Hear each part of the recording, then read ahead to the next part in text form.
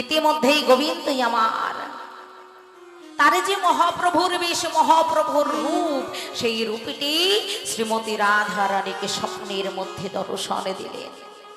আর সেই রূপ দর্শন করে শ্রীমতী রাধা রানী আমার চিৎকার করে কেঁদে উঠলেন, প্রাণনাথ ও হে প্রাণনাথ, ও হে প্রাণনাথ,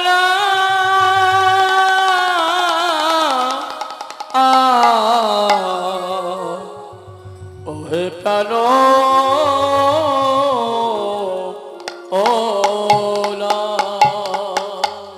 প্রাণনাথ, কি আমি দেখলাম, কি হলো আমার বধূ, আমার কি হলো, আমি কি দেখলাম? গোবিন্দ আমার তাড়াতাড়ি করে রাধারানীকে জড়িয়ে ধরেছে, জড়িয়ে ধরে বলছে, রাধে, ও রাধে, কি হলো তোমার? এইভাবে তুমি চিৎকার করে কাঁদছো কেন? বধূ তুমি বলতে পারো, বধূ তুমি বলতে পারো, আমি তো সারা সময় হানাতে প্রাণনাথ বলে কাঁদি, আমি তো সারা সময় হাবল্লভে প্রাণবল্লভ বলে কাঁদি, আমি তো তোমাময়ী কোনোদিন আনে জানিনি। তাহলে বলো বলো বধূ, আজ তোমার কোলে ঘুমিয়ে থেকে স্বপ্নের মধ্যে এক মহাপুরুষকে দর্শন করে আমা বলতে যা কিছু সর্বস্ব তার চরণে সঁপে গেল কেন? কেনই আমার এমন হলো? বলো বধূ বলো, কেনই এমন হলো? তবে কি সারাটা জন্ম তোমায় ভালোবেসে আমি শেষে কলঙ্কিনী? ও হে প্রাণনাথ, তুমি বলো বলো, আমার এমন কেন হলো গো প্রাণ ও না, ও হে প্রাণ ও না। বধূ কেনই আমার এমন হলো? শেষে কি আমি কলঙ্কিনী হয়ে গেলাম? কেনই আমার এমন হলো বধূ? তুমিই তো বলতে পারো, বলো না, আজ আমার কেনই এমন হলো? তোমার কোলে ঘুমিয়ে থেকে একে মহাপুরুষকে দর্শন করে, একে নারী জাতির নারীত্ব বোধ বলতে যা কিছু থাকে, তাকে দেখা মাত্রই সর্বস্ব তার চরণে আমার সঁপে গেল গো। কেনই আমার এমন হলো? তুমি বলতে পারো বধূ, বলো কেনই এমন হলো? গোবিন্দ বলছে, রাধে, ও রাধে, শান্ত হও, একটু ধৈর্য ধরো, তুমি এভাবে কেঁদো না, ভেঙে পড়ো না। বলো তো রাধে, তুমি যাকে স্বপ্নের মধ্যে দেখেছো, তাকে দেখা মাত্রই তোমার সর্বস্ব চুরি হয়ে গেল? হ্যাঁ বধূ, তাকে দেখা মাত্রই একটা নারীর জাতির নারীত্ব বোধ বলতে যা কিছু থাকে, তার জাতি কুল মানে ধর্মশীল সর্বস্ব সঁপে গেল। বধূ বলো না, বলো না, আমার কেন এমন হলো? গোবিন্দ বলছে, রাধে, তুমি কেঁদো না, শান্ত হও। রাধে গো, বলো তো রাধে, তুমি যাকে স্বপ্নের মধ্যে দেখেছো, সে নিশ্চয় আমার হতে দেখতে সুন্দর, সে নিশ্চয় আমার হতে দেখতে সুন্দর। না বধূ না, সে তোমার হতে দেখতে সুন্দর নয়, ঠিক তোমার মতো। তবে পার্থক্যটা কি জানো বধূ? তোমার অঙ্গে রাজবেশ, আর তার অঙ্গে আছে মলিন ছিন্ন বস্ত্র। বধূ তোমারে করে আছে মোহন মুরলী, আর তারে করে আছে কুমণ্ড। বধূ তোমার মস্তকে আছে চাচুর চিচুর কেশ, আর তার মস্তকটি হলো মন্ড।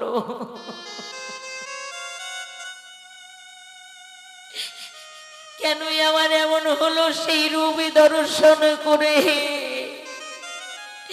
আমার বলতে যা কিছু সর্বস্ব তার চরণে সুপে গেল। কেন বলো বধূ বলো? আহা, তুমিই বলতে পারো কেনই আমার এমন হলো? বলো না বধূ, কেন এমন হলো আমার? গোবিন্দ বলছে, রাধে, ওগো রাধে, তুমি কেঁদো না, শান্ত হও। জানো রাধে, তুমি যাকে স্বপ্নের মধ্যে দেখেছো সে আর অন্য কেউ নয়, সে হলাম আমি। বধূ, কেন কেন তুমি এমন বেশ ধারণ করলে? বলো বধূ বলো, কিসের দুঃখ তোমার? কোথায় গেল তোমার সেই রাজবেশ? কোথায় তোমার মোহন মুরলী? আরে কোথায় তোমার কুমণ্ড? বলো বধূ বলো, কেন তুমি এমন বেশ ধারণ করলে? গোবিন্দ বলে, রাধে গো, জানো রাধে, এই বৃন্দাবনে যত সুখ আছে সব সুখ আমি পেয়েছি, কিন্তু রাধে গো, তিনটি বাসনা যে আমার পূর্ণ হয়নি। সেই তিনটি বাসনা কি জানো? কইছেন রাধা প্রেমা, কইছেন মধুরিমা, মধুরিমা, কইছেন সুখে তহু ভো, সুখেতে হব। আরে এই তিন বাঞ্ছিত ধনে ব্রজে না হইল পুরা, হইল পুল, ভাবিয়া না পাই নয়, ভাবিয়া না পায় নয়। রাধে গো, তুমি যে আমাকে ভালোবাসো, এই ভালোবাসার মহিমাটা কেমন? রাধে গো, তুমি যে আমাকে ভালোবেসে রন্ধন সলাই গিয়ে ওই ধোয়ার ছলনায় বসে বসে কাঁদো, তাতে কি সুখ কি আনন্দ পাও তুমি? আমি যে ভগবান হয়েও জানতে পারলাম না। পদকর্তা লীলার এক পাশে দাঁড়িয়ে দর্শন করে বললেন, হে গোবিন্দ, তুমি কেমন করে জানবে, তুমি কেমন করে জানবে যে ভক্ত তোমায় ভালোবেসে কত মনে সুখ পায়? তোমায় ভালোবেসে তোমার ভক্ত মনে কত যে আনন্দ পায়। একেবারে কৃষ্ণ কৃপা বলে কেঁদে কেঁদে কত যে ভক্ত আনন্দ পায়, সুখ পায়, তুমি জানবে না। তুমি জানবে না গোবিন্দ, তুমি জানবে না। মাগো, পদকর্তা শাস্ত্রে একটা দৃষ্টান্ত দিলেন। মা, এক মায়ের এক সন্তান, মা, সে কিন্তু বিদেশে চাকরি করে। তো ওই সন্তানে যখন 1 বছর পর মায়ের কাছে ঘুরে ফিরে আসে, তখন আমার মা খুব আনন্দিত হয়, খুব খুশি হয়। আবার যখন সন্তান মাকে ছেড়ে বিদেশে চলে যায়, আমার মা খুব কাঁদে। তো এই সন্তান 1 বছর পর মায়ের কাছে ফিরে এসে বলছে, মা, ও মা, তোমায় একটা কথা জিজ্ঞাসা করব। বলো খোকা। একটা কেন বাবা? তোর যত ইচ্ছে তুই আমায় বল। 1 বছর পর তুই আমার কাছে ফিরে এলি, একটা কেন বাবা? তুই যত ইচ্ছে আমায় বল। বলো তো মা, আমি যখন তোমাকে ছেড়ে বিদেশে যাই তখন তুমি খুব কাঁদো, আবার যখন আমি তোমার কাছে ফিরে আসি তখন তুমি খুব হাসো। ও মা, মা, তুমি কেন কাঁদো আর কেন তুমি হাসো? এই প্রশ্নের উত্তর দিয়ে কি সন্তানকে বোঝানো যায় বাবা? মা বলছে, ওরে বাবা, তুই যখন আমায় ছেড়ে বিদেশে যাস তখন আমি কেন কাঁদি, আবার তুই যখন আমার বক্ষ মাঝে ফিরে আসিস তখন আমি কেন যে হাসি? এই প্রশ্নের উত্তর আমি তোকে দিতে পারবো না। সন্তান বারবার বলছে, মা বলো না, বারবার জোর করছে, মা বলো না, কেন তুমি কাঁদো, কেন তুমি হাসো, আমাকে যে জানতেই হবে, মা বলো না। সন্তান যখন বারবার বলছে, মা বলছে, বেশ বাবা, তুই যখন জানতে চাইছিস তবে শোন বাবা, তুই যখন আমাকে ছেড়ে বিদেশে যাস তখন আমি কেন কাঁদি জানিস, আর তুই যখন আমার কাছে ফিরে আসিস তখন আমি কেন হাসি জানিস? শোন বাবা, এই প্রশ্নের উত্তর তোকে যদি জানতে হয় তাহলে তোকে আমার পুত্র হয়ে থাকলে হবে না, তোকে যে নারী হতে বাবা হবে। আর নারী হয়ে তুই যদি কোনোদিন মা হতে পারিস সেই দিনে তুই জানতে পারবি যে সন্তান মাকে ছেড়ে গেলে কেন কাঁদে মা, আবার মায়ের কাছে সন্তানে ফিরে এলে কেন হাসে। তার আগে তুই জানবি না বাবা, জানবি না। তাই গৌর হরি বল, হরি বল, হরি বল। হরি বল, হরি বল। তাই গোবিন্দ অধকর্তা লীলার এক পাশে দাঁড়িয়ে দর্শন করে বললেন, হে গোবিন্দ, তুমি জানবে না যে ভক্ত তোমায় ভালোবেসে কত সুখ পায়। শোনো গোবিন্দ, এই প্রশ্নের উত্তরটা যদি তোমাকে জানতে হয় তাহলে তোমাকে যে ভগবানের সিংহাসনটা ত্যাগ করতে হবে, তোমাকে ভগবানের সিংহাসনে ত্যাগ করতে হবে, তোমাকে ভগবান না হয়ে তোমাকে ভক্ত হতে হবে।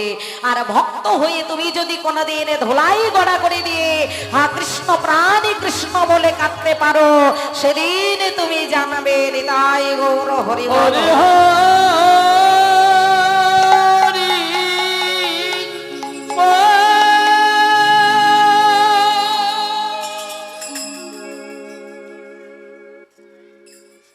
তার আগে তুমি জানবে না। তাই গোবিন্দ বলছে, রাধে গো, রাধে গো, আমি ভাবিয়া দেখিন মনে,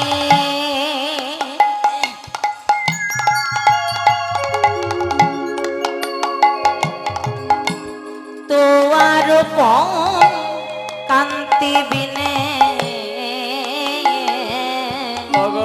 ভাবে হদে, অগো ভাবে হদে, কেয়া মনে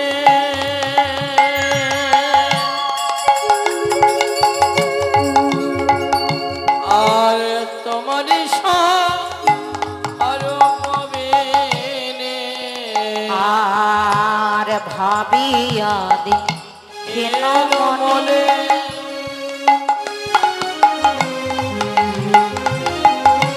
তোয়ার কান্তি বিনে সেই বাসনা পূর্ণ কভো না।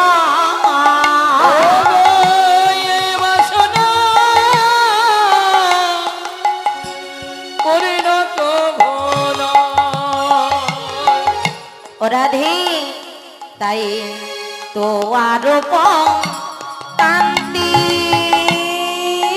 ধরে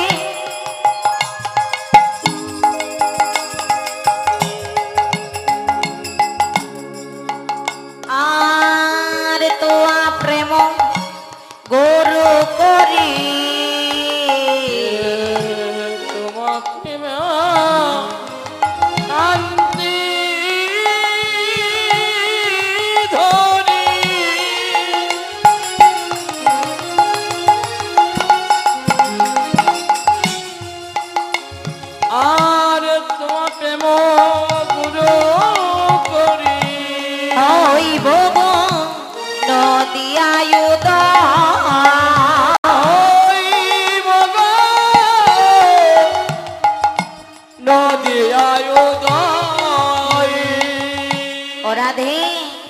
সেদিন আমি নদিয়ায় গিয়ে কি করব জানো, আমি ধুলাই গড়া গড়ি দেব, আমি ধুলাই গড়া গড়ি দেব, ধুলাই গড়া গড়ি দেব, আমি ধুলাই গড়া গড়ি দেব।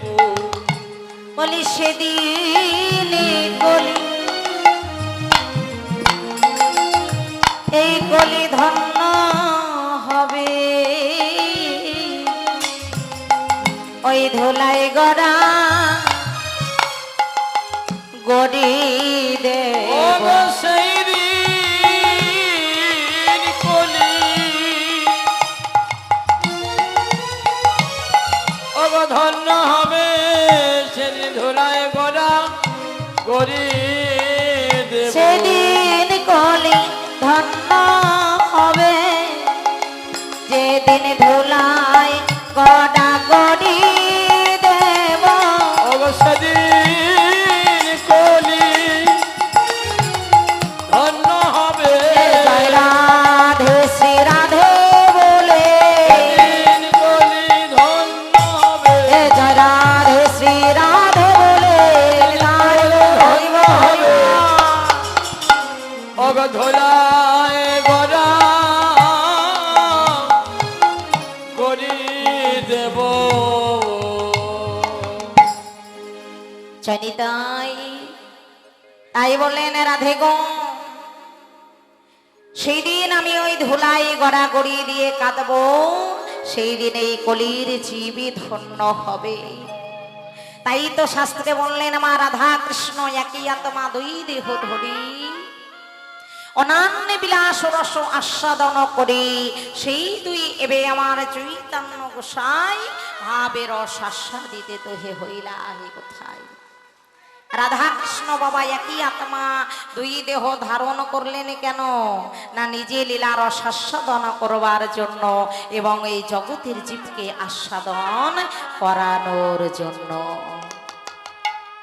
তাই যাই হোক, আজ আমার গৌর হরি সেই পুরবী লীলার ভাবে ভাবিত হয়ে সুরধ্বনি মা গঙ্গার কোল আলো করে বিনোদ খেলা খেলছে, বিনোদ খেলা খেলছে, ভগবান খেলছে। ও বাবা আমরাও খেলি, ভগবানও খেলছে। ও মা আমরা খেলি না, খেলি তো, তাহলে আমরাও খেলি আর ভগবানও খেলছে। তবে আমাদের খেলার ভগবানের খেলার মধ্যে পার্থক্যটা কোথায় জানো না, আমরা যে খেলাটা খেলি মা সেটা হলো খেলা, আর আমার ভগবান যে খেলাটা খেলছে সেটা হলো লীলা। এটাই পার্থক্য। তাই আজ আমার ভগবান খেলছে সুরধ্বনি মা গঙ্গার কুল আলো করে, ওরে খেলায় নদ খেলা, ও খেলায় নদ খেলা, ও গো খেলায় নদ,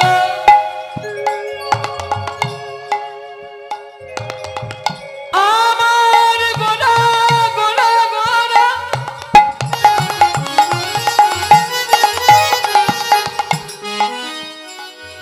আমার গোলা খেলায় নদ খেলা,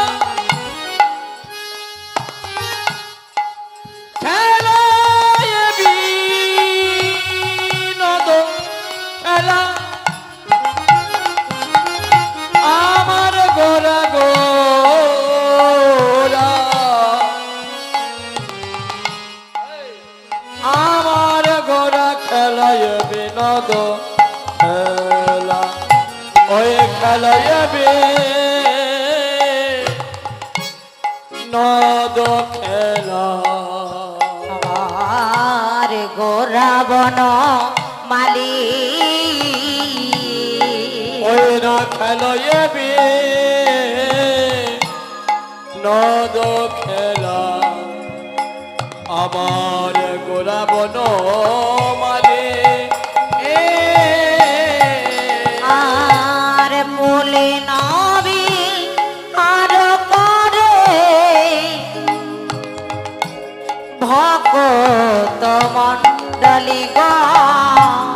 পুলি নবী হার করে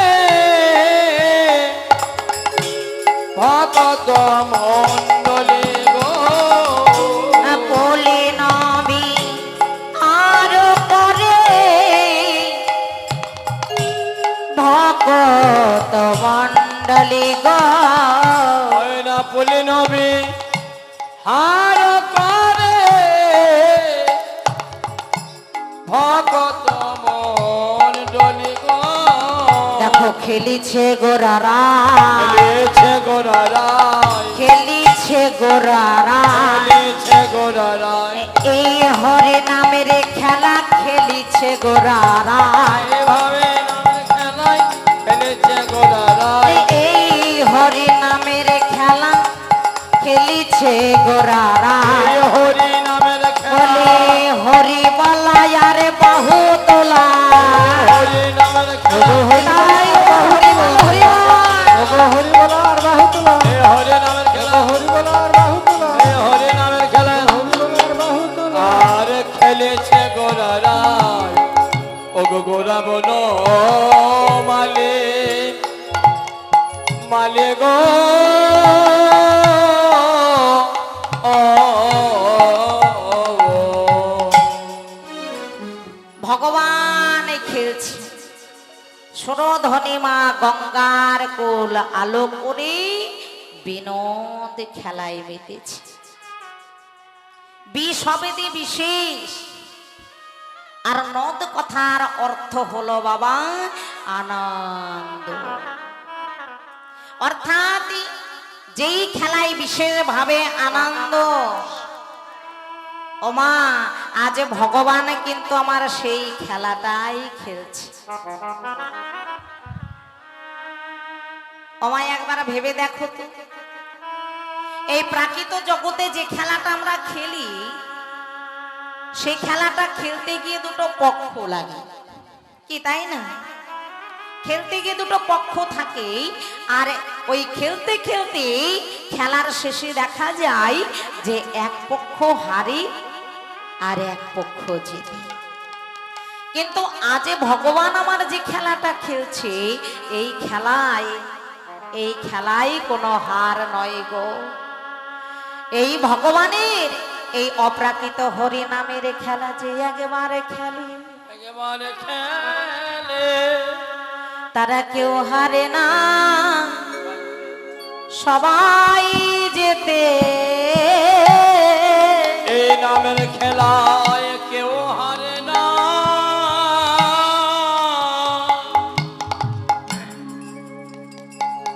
ও গো সবাই যেতে এই হরি নামের খেলায় কেউ হারে না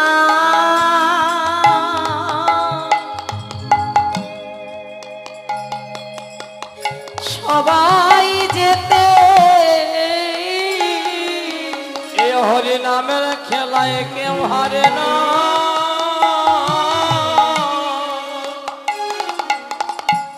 ও গো সবাই যেতে যারা এই হরি নামে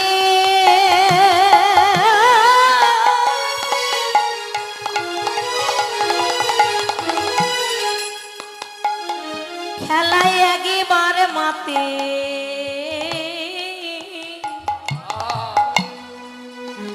ও মাগো এই খেলায় কেউ হারে না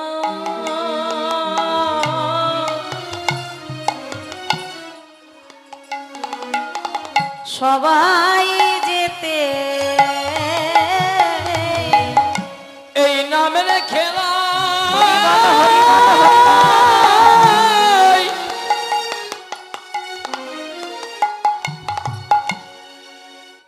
যদি আগে মারে মাতে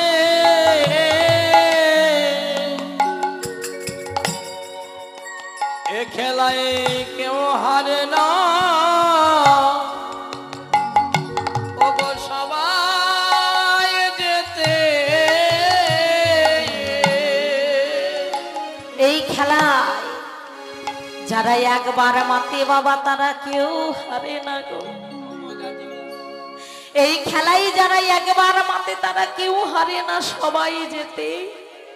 তবে মাগো খেলাতে কোনো পক্ষপাতিও লাগে না, একা একাও খেলা হয়, ঘরের কোণেও খেলা হয়, আবার নামের মালা হাতে করে নিয়ে ঘরের কোণে মনের কোণে বসে বসে খেলা হয়।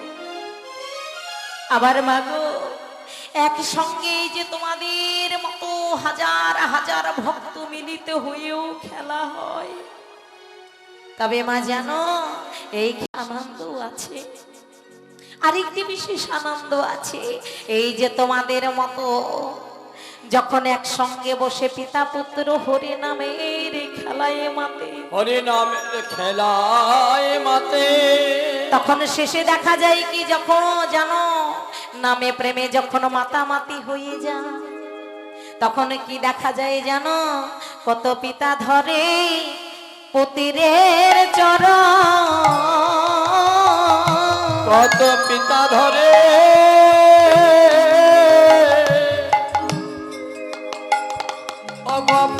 অগপুত্রের চরণ, কত পিতা ধরে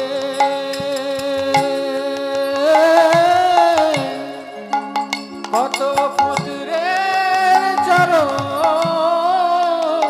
কত পিতা ধরে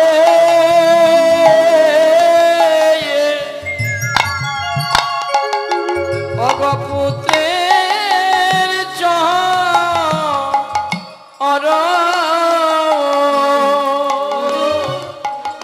পিতা পুত্রের চরণ ধরেও শান্তি পাই না, যখন খেলাটার আনন্দটা আর একটু মন করে উঠে যায়, খেলতে খেলতে খেলার আনন্দটা যখন আর একটু চরমে উঠে যায়, তখন কি করে জানো, বলে জরা জড়িয়ার গড়া গড়ি, জরা জড়িয়া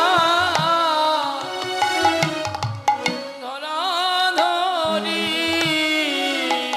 বলি জরা জড়িয়া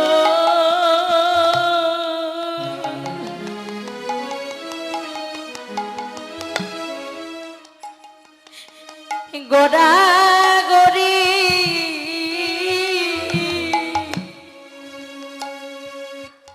জরা জড়িয়া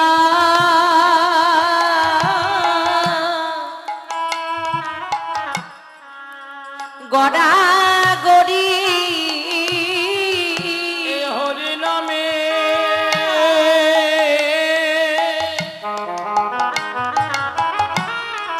ধরাই গড়া গড়ি,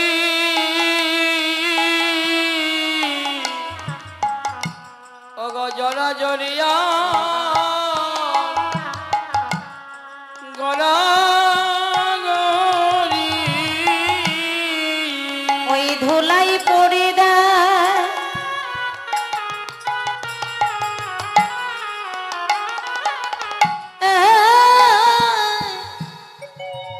তারা গড়া গড়ে, জরা জড়িয়ার গড়া গড়ে, এই নামের ধুলা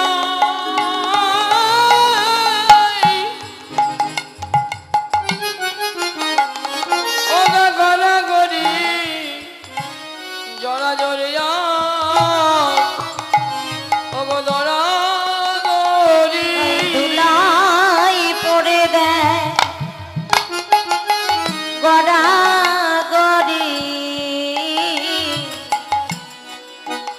আবার বদনে বলে হরি হরি, ধুলায় পড়ে গড়া গড়ি, বদনে বলে হরি হরি, ধুলায় পড়ে গড়া গড়ি, বদনে বলে হরি হরি, তাই গৌর হরি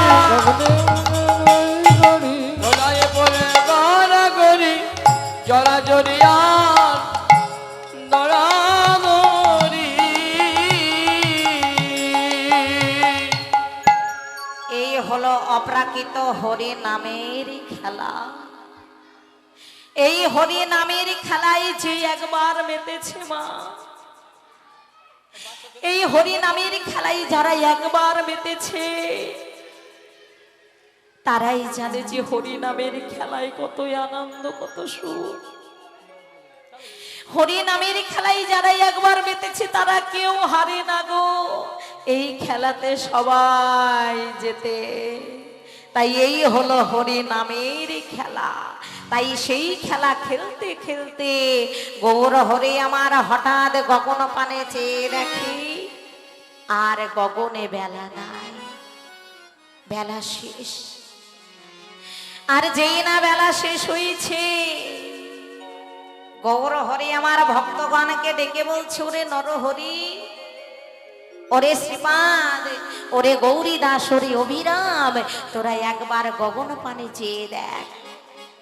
আর গগনে বেলা নাই, বেলা শেষ, এখন আমাদের ঘরে ফিরতে হবে।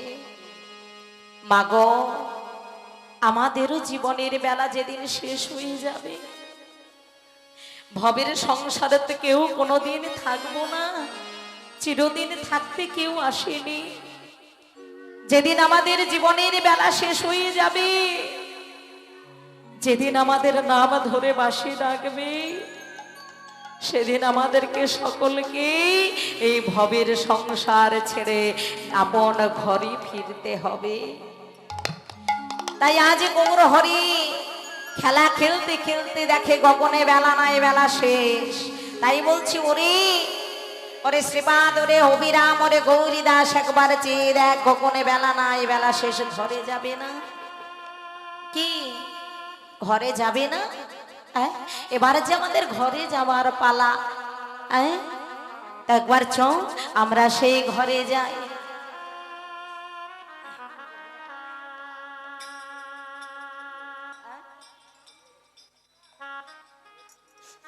জরাধে ওগো বেলিয়ব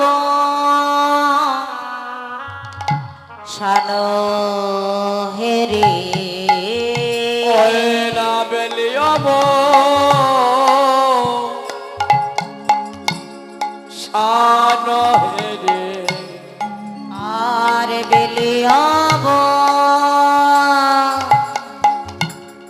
শানো হেরে, ওরে না বেলিয়ব, বেলিয়ব শানো হেরে। প্রভু আমার গৃহেতে চলিলা, বেলিয়ব শানো হেরে, গৃহেতে চলিলা। আর জননীর চরণে আসি প্রণাম করিলা গো, না জননী চরণে আসি প্রণাম করিলা গো, প্রণাম যে করিলা, প্রণাম যে করিলা, প্রণাম যে করিলা, প্রণাম যে করিলা। ওই জননীর চরণে আসি প্রণাম যে করিলা, জননীর চরণে আসি প্রণাম যে করিলা, আর জননীর চরণে আসি প্রণাম যে করিলা। জননীর চরণে আরে বেলি অবসান দর্শন করি, চরণে আসি বেলি অবসান দর্শন তাই গো হরিবল হরিবল। চরণে আসি আর প্রণাম যে করিলা, অগ প্রণাম করিলা।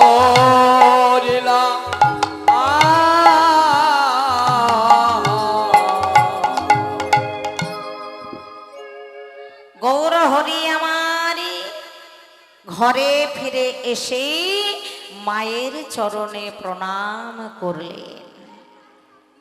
শাস্ত্রে বললেন, মা যে আপনিয়া আচরিয়া জর ধর্ম জীবের শিখাই, আর আপনি না আচরিলে জীবকে শেখানো না যায়। ভগবান গৌর হরি আমার নিজে আচরণ করে জীবকে শিক্ষা দিলেন যে হেজি,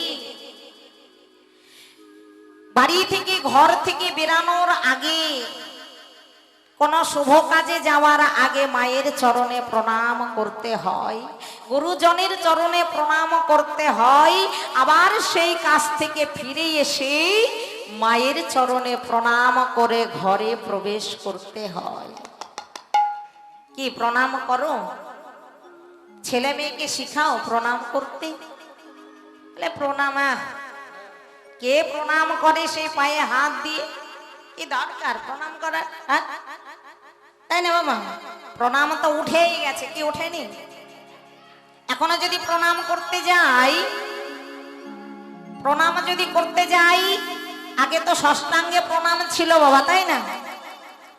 ছেলেদের ষষ্ঠাঙ্গে প্রণাম আর মেয়েদের হাঁটু গাড়া দিয়ে প্রণাম, সেটা আর নেই। এখনো যদি মানে প্রণাম যদি কেউ বা করে থাকে, ওই হাঁটু পর্যন্ত হাতটা যায়। রাধে রাধে, কি তাই না? পায়ে হাত যাবে না, হাঁটু, ওই হাঁটু পর্যন্ত হাত যায়। সেটা তো গেল। আর কি, এখানে কীর্তন করতে করতে সকালবেলায় আমার এখানকার অনেক মায়েদের এবং বাবাদের আমি দেখলাম, যখন এই কীর্তনের সম্মুখে আসছে বাবা, যখন মন্দিরের সম্মুখে আসছে, কি করছে জানো? জানি না বাবা, আমার বাপ দাদুও জানে না যে এটা কি প্রণাম। এই প্রণামটার নাম কি আমার বাপ দাদুও জানে না। আগে তো কেউ এখান থেকে এই অবধি যেত, এখন সেটাও আর যায় না। এই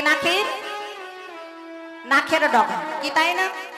আমি অনেকেই লক্ষ্য করলাম আজ সকালবেলায়, এই নাকের এই ডগা পর্যন্ত এই আঙুলটা শুধু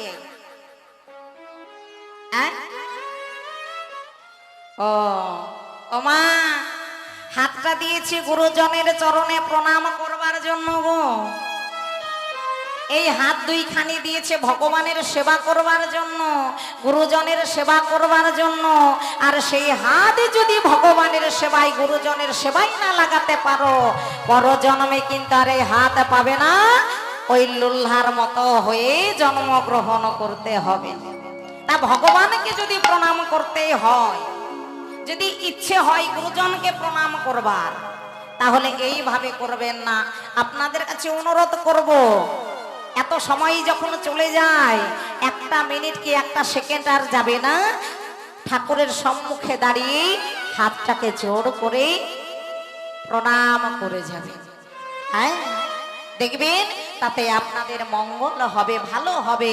আর আমার ভগবানও খুশি হবে যে না, আমার ভক্তের মনে ভক্তি আছে, তাই না? তাই আজ ভগবান আমার কি করলেন?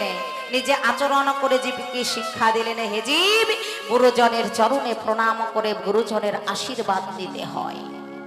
হ্যাঁ, তাই এখন গৌর হরি আমার সচিমায়ের চরণে প্রণাম করে যেই না উঠে দাঁড়িয়েছে, সচিমা আমার নিমাইয়ের অঙ্গ দর্শন করে চিৎকার করে উঠলে, নরহরি, নরহরি। মা, ও মা, ও মা, তুমি আমায় ডাকছো? হ্যাঁ রে নরহরি, তোদের প্রাণে কি একটু দয়া মায়া নেই? বলি কেন মা? বলি আমার এত সুন্দর সোনার বরণ নিমাইয়ের সারাই অঙ্গে কে এইভাবে ধুলা দিয়েছে, কেন তোরা ধুলা দিয়েছিস? নরহরি বলছে, মাগো, তুমি কি করে ভাবলে মা যে তোমার নিমাইয়ের সোনার বরণ অঙ্গে আমরা ধুলা দেব? তুমি কি করে ভাবতে পারলে মা এ কথা? যেই তোমার নিমাইয়ের অঙ্গ আমাদের সাধনের অঙ্গ, ভজনের অঙ্গ। তোমার নিমাইয়ের সোনার বরণ অঙ্গটা আমাদের ভজন সাধনের অঙ্গ। আর ভজন সাধনের অঙ্গে আমরা কিভাবে ধুলা দেব মা? নরহরি, তোরা যখন ধুলা দিসনি, তাহলে আমার নিমাইয়ের সারা অঙ্গে ধুলা এলো কিভাবে? ও মা, তোমাকে তো আমরা বলতেই ভুলে গেছি। তোমার নিমাই কি করে জানো মা? তোমার নিমাই যখন ওই নদিয়া নবদ্বীপের পথে পথে ভক্তগণকে সঙ্গে করে নিয়ে যখন হরিনাম সংকীর্তন আনন্দে মাতে, মাগো তখন তোমার নিমাই ওই ধুলাই গড়াগড়ি দিয়ে হা কৃষ্ণ প্রাণে কৃষ্ণ বলে কাঁদে। কি বললি? আমার নিমাই পথের ধুলাই গড়াগড়ি দিয়ে কাঁদে। কেন? তোরা ওকে ধরতে পারিস না, ওকে বাধা দিস না। বাধা তো দিমা, কিন্তু যে ওকে ধরতে যায়, যে ওই নিমাইকে ধরতে যায়, নিমাই তাকে নিয়েই গড়াগড়ি দেয় ধুলাই, গড়াগড়ি দেয় ধুলাই। আরে ধুলাই গড়াগড়ি দিয়ে কি বলে জানো মা? বলে তোমরা মানব জন ধন্য কর, মানব জন ধন্য কর। বলে মানব জন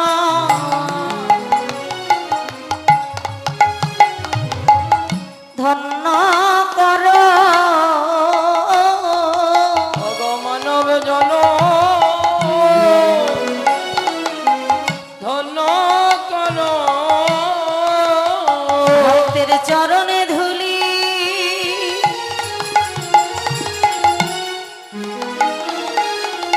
অঙ্গে মাখো,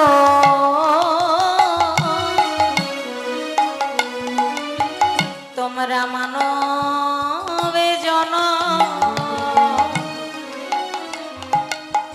ধন্য কর। চরণে ধুলি হরি বল হরি বল হরি বল। অঙ্গে মাখো,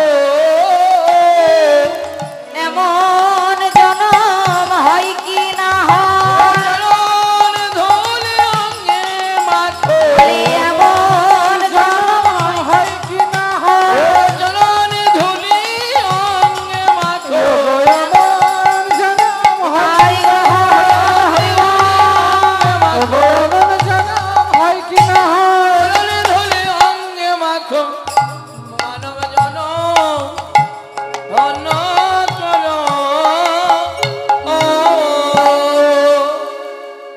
নরহরির এই রূপ বাক্য শ্রবণ করে মা বললেন, ওরে নিমাই, ওরে বাবা নিমাই, আমি কাল থেকে তোকে আর ওই হরিনাম সংকীর্তনে যেতে দেব না। নিমাই রে, তোর এই ধুলা মাখায় অঙ্গ যে আমি আর প্রাণে সইতে পারছি না বাবা। তাই শোন বাবা, আমি তোকে কাল ওই নবদ্বীপের বাজার হইতে খোল করতাল কিনে এনে দেব। তুই এই ঘরে বসেই হরিনাম করিস বাবা। আর বৈষ্ণব পদ করতালিলার এক পাশে দাঁড়িয়ে দর্শন করে বলে, অগধুলায় ধূসর অঙ্গ গদ গদ ভাই, ধুলায় ধূসর অঙ্গ গদ গদ ভাই, ধুলায় ধূসর অঙ্গ গদ গদ ভাই। ভারে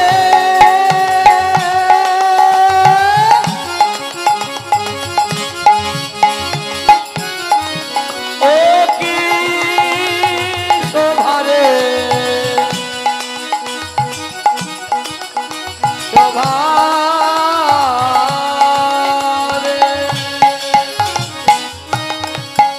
ওগা ধুলায় ধূ ওগা ধুলায় ধূসর অঙ্গ ওগো গদ গদ ভাস গো গদ গদ ভাস রাধা মোহন পদ করত হিয়ার, মোহন পদ কর দহিয়া রাধা মোহন পদ করত হিয়ার। রাধা মোহন পদ কর দহিয়া বলি পুরনে কর হে, পূরণ করো হে পুরনে কর হে, পূরণ করো হে আমার মনের বাসনা পুরনে কর হে, আমার মনের বাসনা পূরণ করো হে আমার মনের বাসনা পুরনে কর হে। আমার মনের বাসনা আরে ভেবে রাধা মোহন বলে, আমার মনের বাসনা ভেবে রাধা মোহন বলে, আমার মনের রায় গৌর হরি বল হরি বল। আমার মনের বাসনা পূরণ করো হে ধুলাই ধুলাই ধূসর অঙ্গ গদ গদ ভাই গদ গদ ভাই আরে এরা